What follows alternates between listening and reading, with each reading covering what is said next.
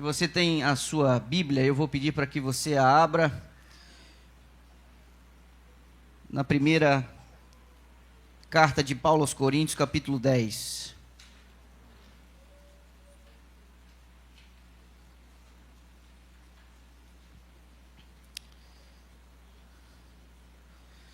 E tendo encontrado, eu vou pedir para você inclinar a sua cabeça.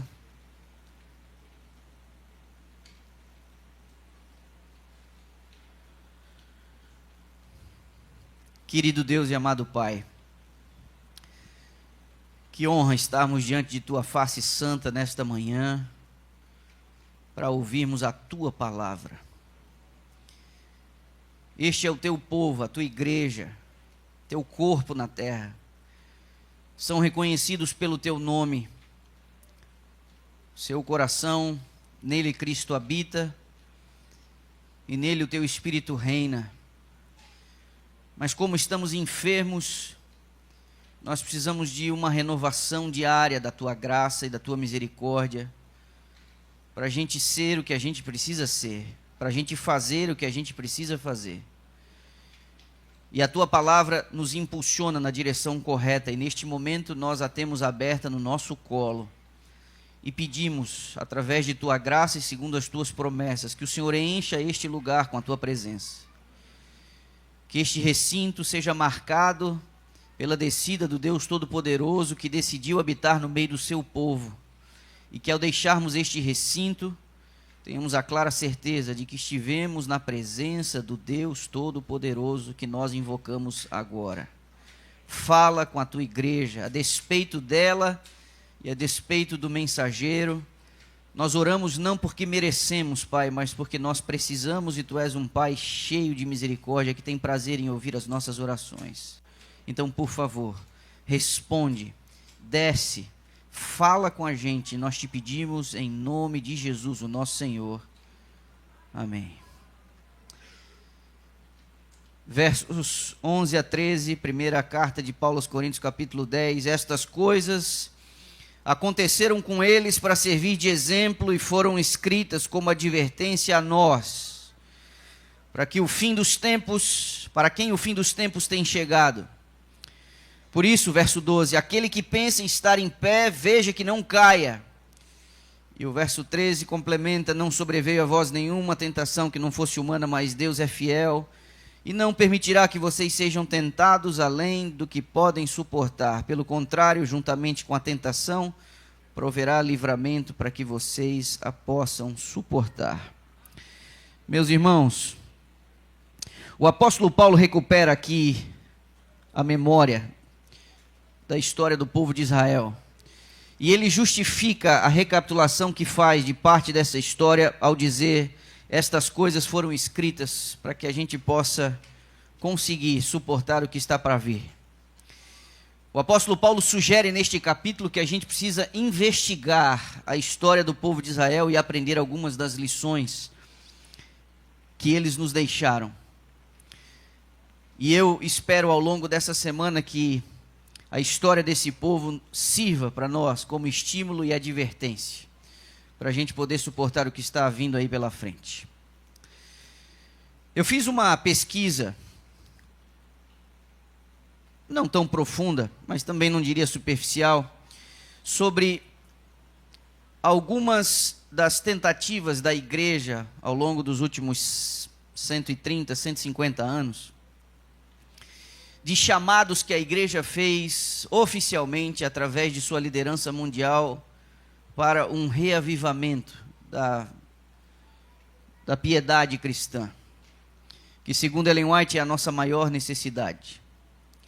Eu descobri que em 1924, um presidente chamado J.E. Fulton, ele fez um chamado à igreja e a conclamou. Isso fazia 9 anos que a serva do Senhor havia descido à sepultura, e ele fez um chamado à igreja a um reavivamento e uma reforma.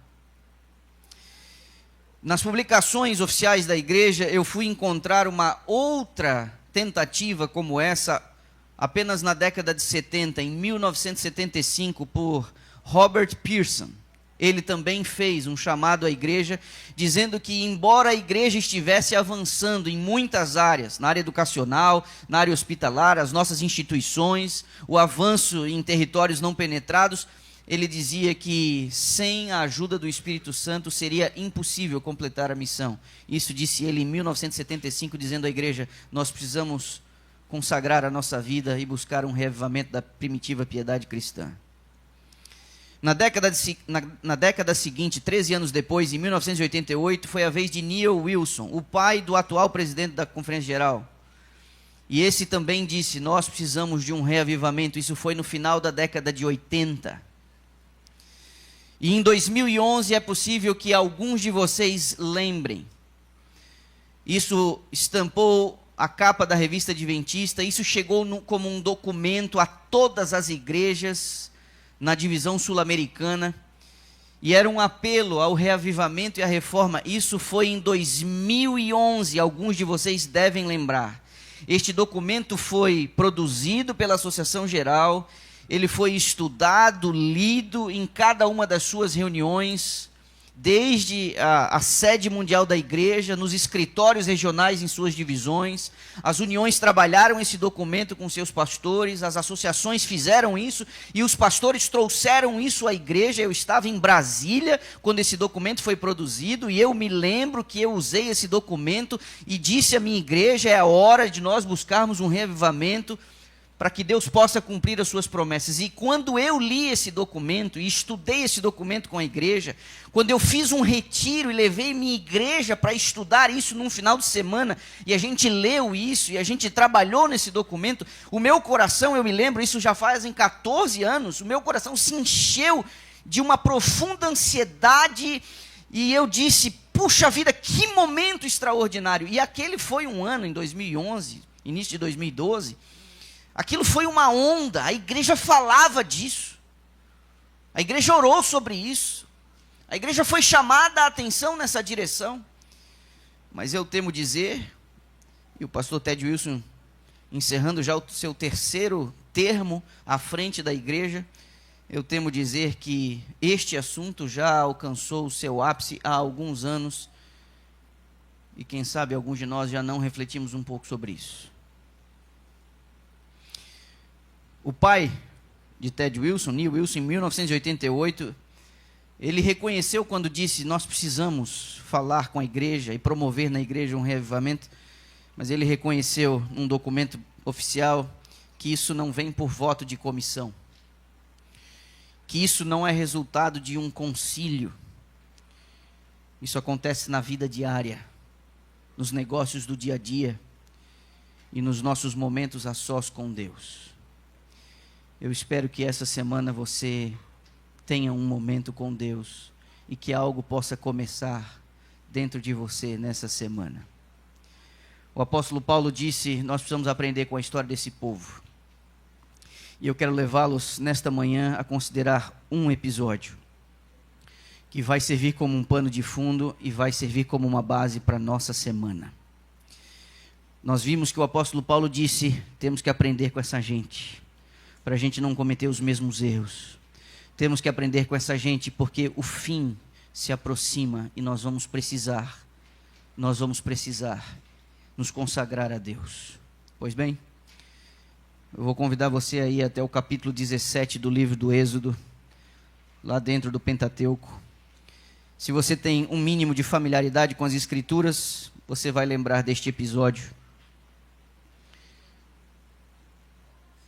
Ele marca um momento entre a saída do Egito e a chegada em Horebe, ou a chegada no momento do Sinai, antes de eles tomarem posse da terra prometida.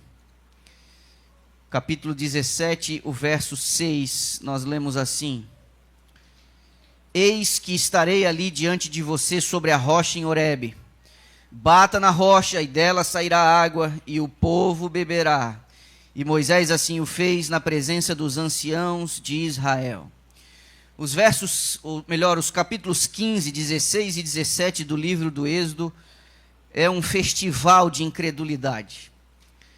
Você vê o povo reclamando de um jeito que quando você lê, dá vontade de pegar essa gente pelo pescoço. Porque se você conhece um pouquinho da história do Êxodo, você vai lembrar que Deus deu sinais e maravilhas quando arrancou o seu povo do coração do Egito, dizendo: eu vou fazê-lo subir a uma terra boa que eu prometi a Abraão, a Isaque e a Jacó. Quando Deus faz isso, Ele faz com requintes de majestade e glória, porque cada uma das pragas que foram arremessadas contra o Egito era um jeito de Deus dizer que não havia outro Deus igual a Ele, que tudo aquilo era uma loucura, todo aquele conjunto de divindades egípcias era uma completa insanidade. Cada uma das pragas atingia uma divindade egípcia, e Deus estava reorganizando a lógica lá, porque a lógica que imperava era a seguinte: se o Deus de vocês, que vocês dizem ser único, Criador dos céus e da terra, fosse de fato um Deus verdadeiro e poderoso, como vocês assim afirmam, por que vocês estariam na condição de escravos nos servindo? Então os egípcios não apenas viam uma condição de senhor e escravo, mas viam um duelo da divindade, como se os deuses do Egito fossem mais poderosos do que o único Deus dos hebreus. Mas quando Deus lança as pragas sobre o Egito, cada uma delas atingia a divindade egípcia. E Deus dizia: deixa o meu povo ir. O Nilo, as rãs, os piolhos, as feridas, o gado, a saraivada, a claridade do sol, o fogo e, por último, a própria divindade na figura do faraó e do sucessor do trono. Foi uma surra. Deus estava dizendo: não há ninguém igual a mim. Eu dei um tempo na minha misericórdia, eu dei um tempo na minha longanimidade, mas agora é a hora de eu levar o meu povo para o lugar que eu prometi que seria a herança deles. Tudo isso aconteceu diante dos olhos daquele povo.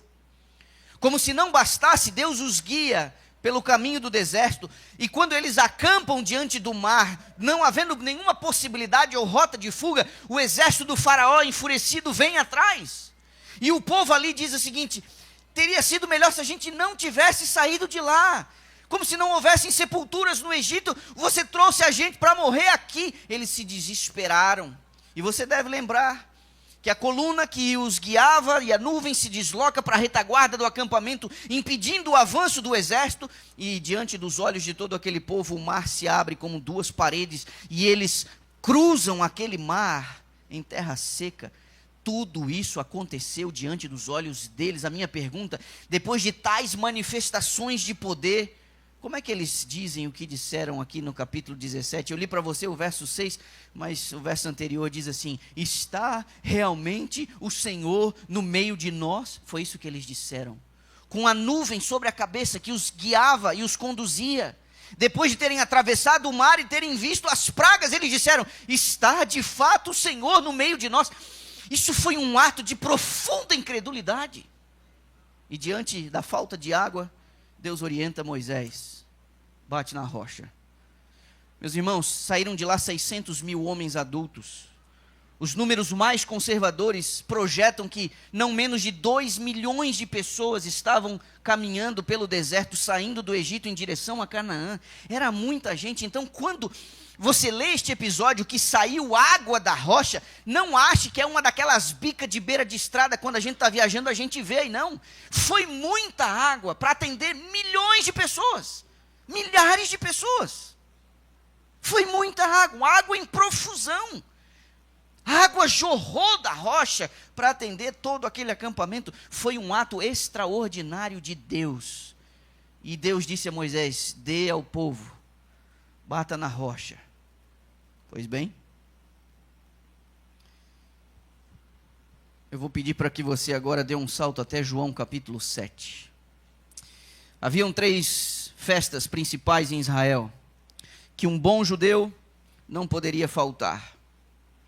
E em João capítulo 7 você vê a ida de Jesus a uma dessas festas. Havia toda uma expectativa em relação à ida de Jesus a Jerusalém naquele ano. Ele já era uma figura relativamente conhecida. As histórias dos seus milagres se multiplicavam. E havia na cidade uma expectativa traduzida numa pergunta: será que ele vem? Jesus manda os discípulos a Jerusalém na sua frente. E ele fica para trás e faz a caminhada sozinho. Faz a sua jornada sozinho. E ele chega em Jerusalém sem ser notado. Isso não era difícil. Você sabe que eles usam aquele talit, aquele pano sobre a cabeça. E facilmente uma pessoa, para se cobrir do calor ou do frio na sua caminhada naquele período, ele poderia colocar aquilo sobre a cabeça, deixando apenas os olhos ou parte do nariz para fora. Então Jesus faz essa caminhada até Jerusalém sem ser notado.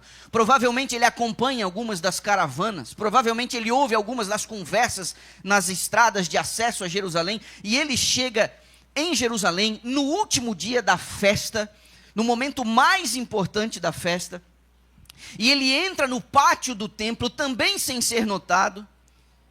E o que acontece está registrado no capítulo 7, eu vou chamar a sua atenção ao verso 37 e ao verso 38.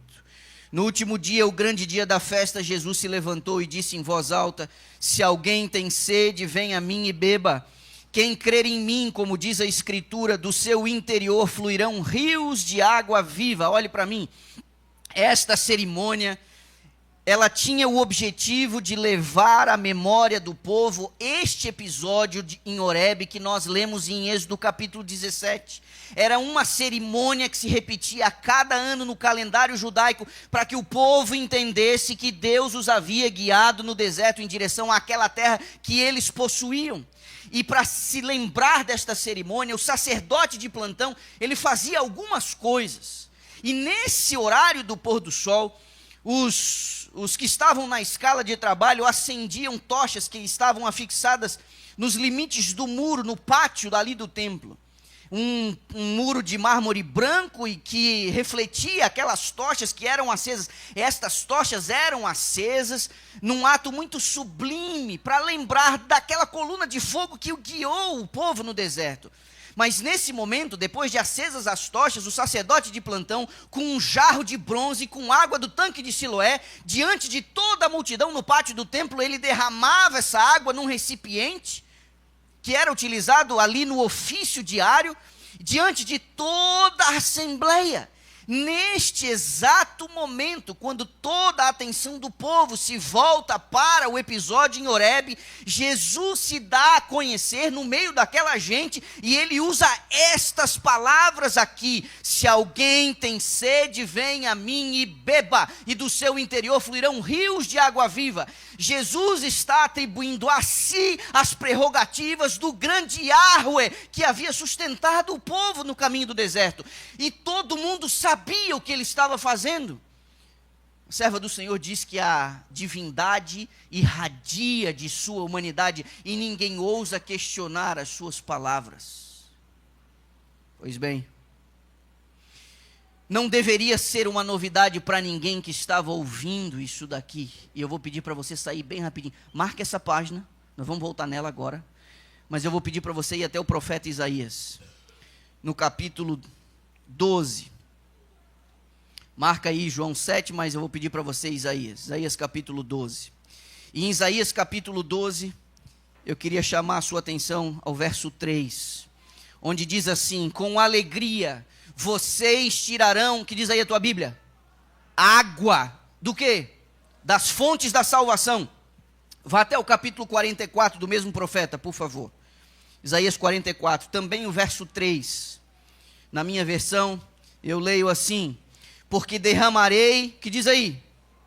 Água sobre quem? Sobre o chão sedento, e torrentes sobre a terra seca. Olha aqui, derramarei o quê? O meu espírito sobre a tua posteridade e a minha bênção sobre os teus descendentes. Agora, por favor, vou pedir para você dar um salto até 1 Coríntios capítulo 10. Lembra o primeiro texto dessa manhã? Você lembra que o apóstolo Paulo falou: a gente tem que aprender com a história daquele povo? Pois bem, repare, nós lemos os versos 11 a 13, agora eu vou convidar você a observar o verso 4 do capítulo 10, o mesmo capítulo 10.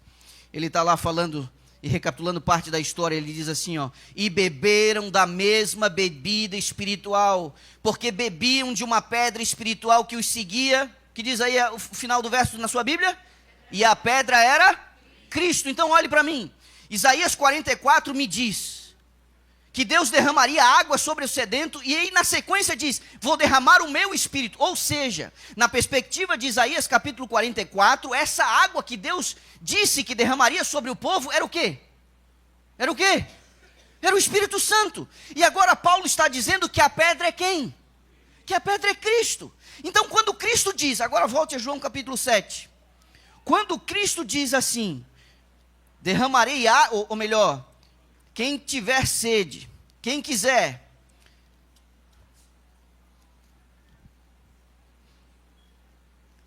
ele diz, quem quiser beba, porque do seu interior, eu vou dar essa água viva.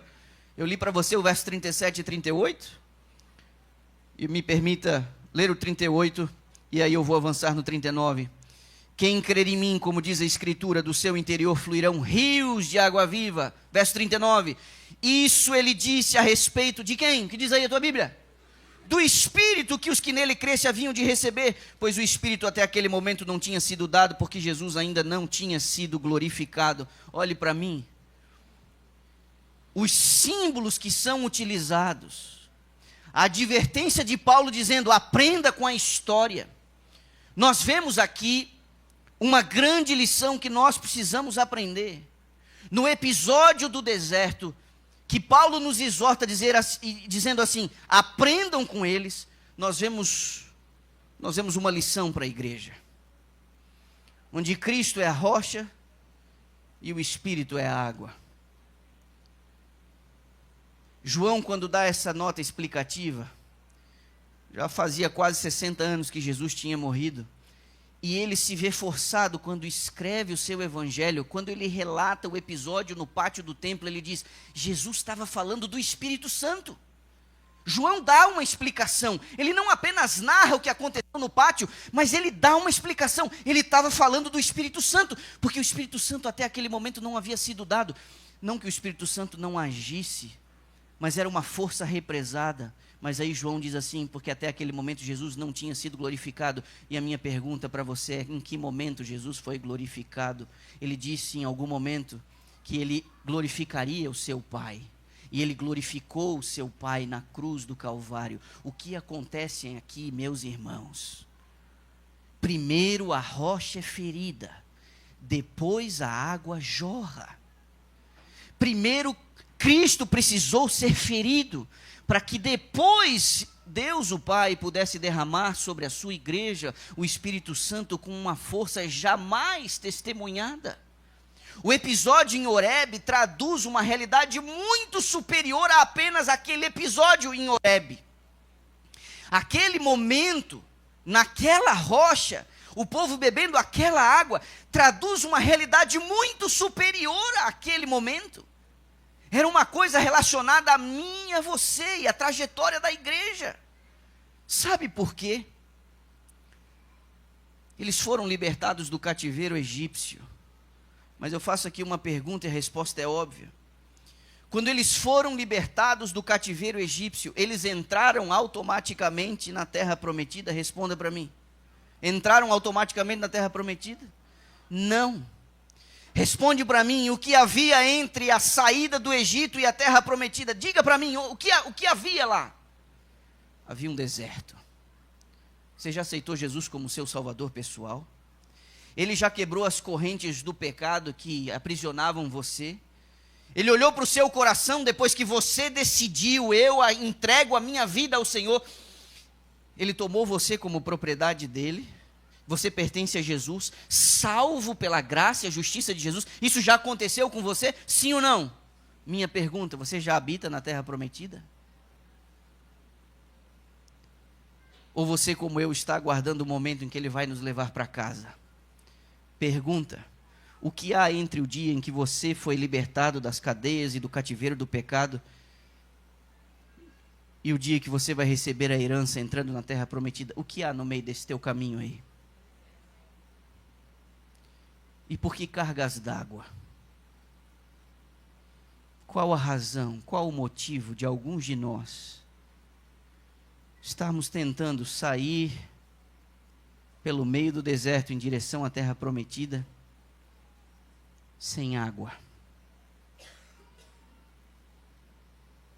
Por que alguns de nós estamos nos enganando, achando que a gente vai conseguir chegar no nosso destino final sem água? Sabe o que acontece com uma pessoa desidratada? Ela começa a sofrer muitos danos. Ela desenvolve alguns sintomas.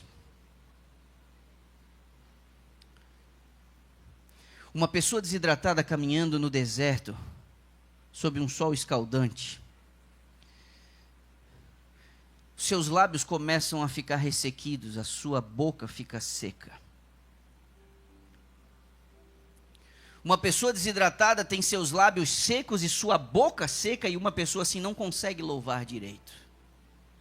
Uma pessoa sem o Espírito Santo tentando fazer sua trajetória em direção à terra prometida não consegue louvar direito, porque seus lábios estão rachados. Ela só consegue resmungar.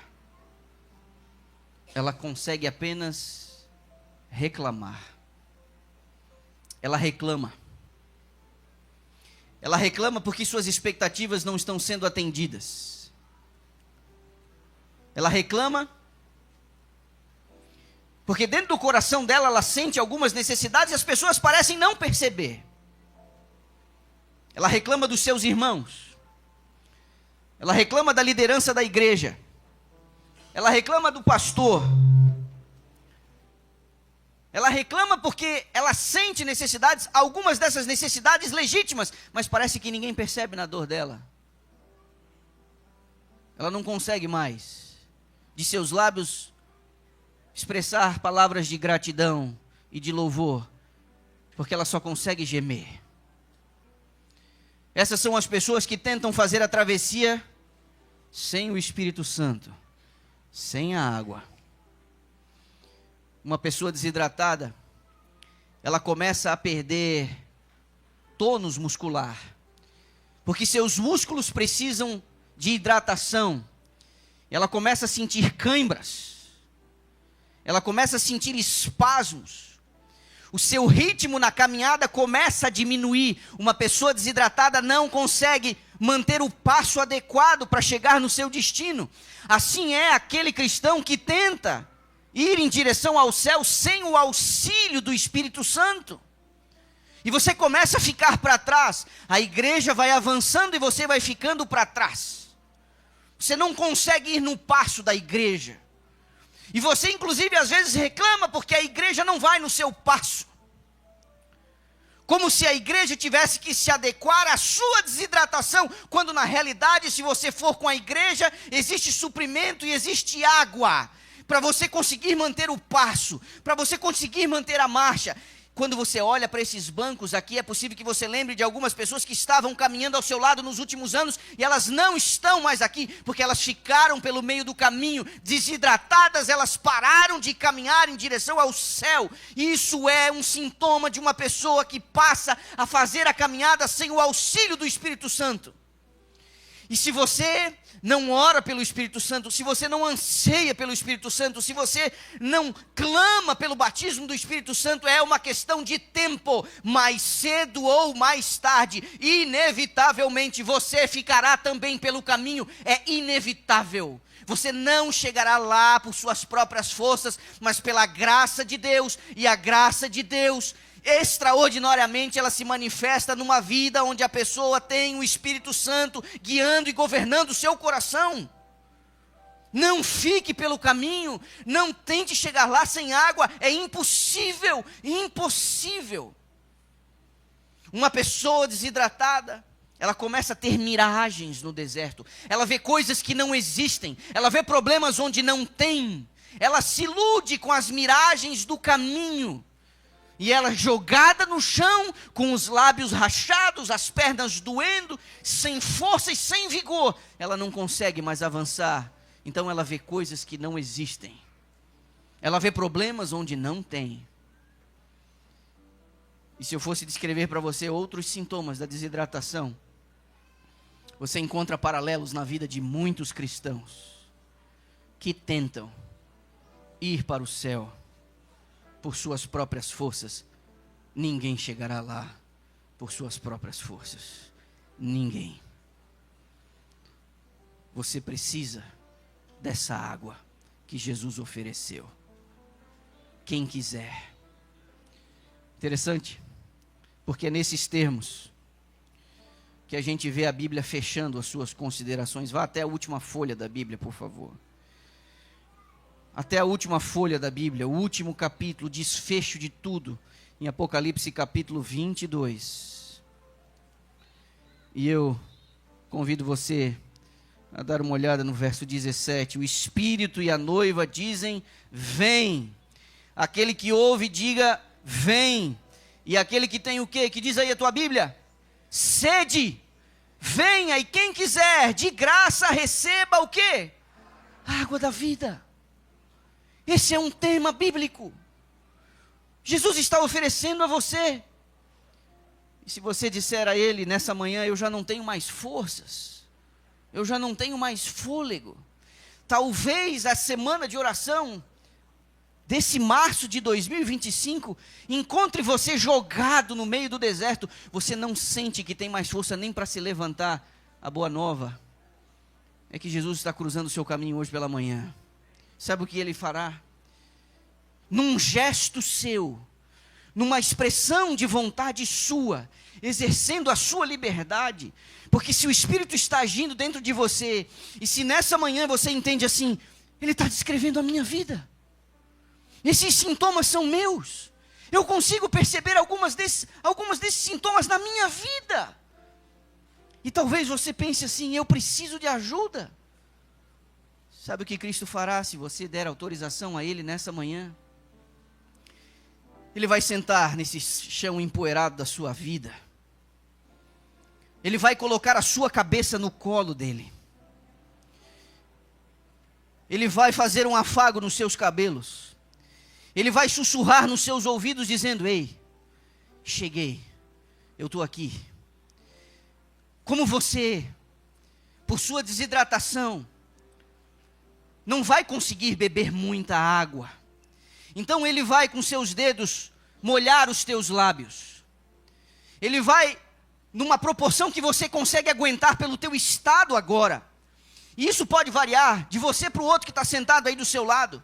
Os graus de desidratação podem ser diferentes. Então, baseado na tua experiência, assim Ele fará. E tem gente tão desidratada, tem gente tão desfalecida, que não vai poder aguentar essa semana mais do que poucas gotas. Então Ele vai molhar a ponta dos seus dedos, e Ele vai umedecer os teus lábios, Ele vai colocar um pouco de água na sua língua, quem sabe com o seu cântaro, Ele vai colocar um pouco de água para você fazer um bochecho, isso vai lhe trazer um pouco de esperança. Quem sabe outros, numa condição um pouco melhor, terão condições nessa semana de dar algumas goladas, vão conseguir beber um pouco mais, vão conseguir absorver um pouco mais, mas Jesus tem a paciência de tomar você no colo, de colocar você assentado, e em algum momento erguer você, para que apoiado em seus méritos, em sua força, em sua justiça, você retome a sua caminhada, agora devidamente hidratado. Nossa maior necessidade é o Espírito Santo, e a travessia do remanescente, entre a saída do Egito e a chegada na terra prometida, ela só se dá pelo auxílio e pela força do Espírito Santo. Minha pergunta para você nessa manhã: você está precisando de água? Você teria coragem de reconhecer, Senhor, eu preciso do Espírito Santo. Eu estou tentando, mas eu não estou conseguindo. Você gostaria de dizer a Deus nessa manhã, me batiza com teu Espírito, me dá na medida que eu posso suportar, mas por favor, me dá dessa água, porque a Bíblia diz, quem quiser, quem quiser. Sabe? Você não merece. Eu não mereço. Ninguém merece esse dom extraordinário. Ninguém. Mas esse dom não é dado a quem merece. Esse dom é dado a quem precisa. O Espírito Santo, ele é o agente da regeneração. O Espírito Santo vem numa medida para reavivar. E depois, mais tarde, ele vem numa outra medida para dar poder. Talvez o que você precise nessa semana seja um reavivamento da primitiva piedade cristã. Pergunta: você teria coragem de dizer hoje pela manhã e de reconhecer: Senhor, me dá dessa água, eu preciso. Me perdoa, porque em minha presunção eu estou tentando caminhar sem o auxílio do Teu Espírito. Mas me batiza hoje, aqui, agora, por Tua graça e para a Tua glória. Hidrata a minha vida. Você teria a vontade, o desejo? Eu vou orar. E se assim você desejar, no meio dessa oração, você pode colocar-se em pé. Deus leva muito a sério a decisão que os seus filhos tomam. Deus leva a sério, porque Deus, ele é gentil. Ele não vai levar ninguém de arrasto. Ele não vai levar ninguém pelo pescoço. Ele não vai levar ninguém para morar com ele que realmente não queira. Ele vai levar aqueles que responderam favoravelmente a um convite seu. Eis que eu darei de graça da água da vida. A água da vida. Deus amado, estes são os teus filhos, que nesta manhã ouviram a tua palavra. O teu servo feriu a rocha há mais de 3.000 anos. E no episódio em Horebe se estabelece um paradigma. Não fosse Cristo ter sido ferido, não fosse sua carne ter sido rasgada, e ele ter adquirido com seu próprio sangue, o Espírito Santo não poderia ter sido dado à igreja, tal qual ele foi dado. Jesus comprou o direito de derramar sobre a igreja o Espírito Santo nessa intensidade. Ele adquiriu esse direito através do seu mérito, da sua justiça e do seu sangue.